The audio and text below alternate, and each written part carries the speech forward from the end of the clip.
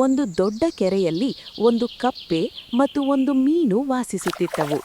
ಕಪ್ಪೆ ತುಂಬಾ ಚುರುಕಾಗಿದ್ದು ಅದು ಕೆಲವೊಮ್ಮೆ ನೀರಿನಲ್ಲಿ ಈಜುತ್ತಿತ್ತು ಮತ್ತು ಕೆಲವೊಮ್ಮೆ ಕೆರೆಯ ಹೊರಗೆ ಜಿಗಿದು ಹೋಗಿ ಸುತ್ತಾಡುತ್ತಿತ್ತು.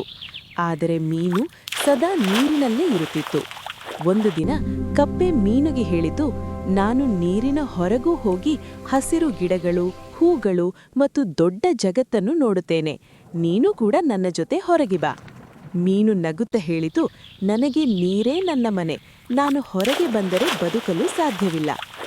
ಆದರೂ ಕಪ್ಪೆ ಮತ್ತೆ ಮತ್ತೆ ಮೀನುಗೆ ಹೊರಗೆ ಬರಲು ಹೇಳಿತು. ಆಗ ಮೀನು ಶಾಂತವಾಗಿ ಉತ್ತರಿಸಿತು, ಪ್ರತಿಯೊಬ್ಬರಿಗೂ ತಮ್ಮದೇ ಸ್ಥಳ ಮತ್ತು ಸಾಮರ್ಥ್ಯ ಇರುತ್ತದೆ. ನಿನಗೆ ನೆಲದಲ್ಲಿ ಬದುಕಲು ಸಾಧ್ಯ, ಆದರೆ ನನಗೆ ನೀರಿನಲ್ಲಿ ಮಾತ್ರ ಬದುಕಲು ಸಾಧ್ಯ.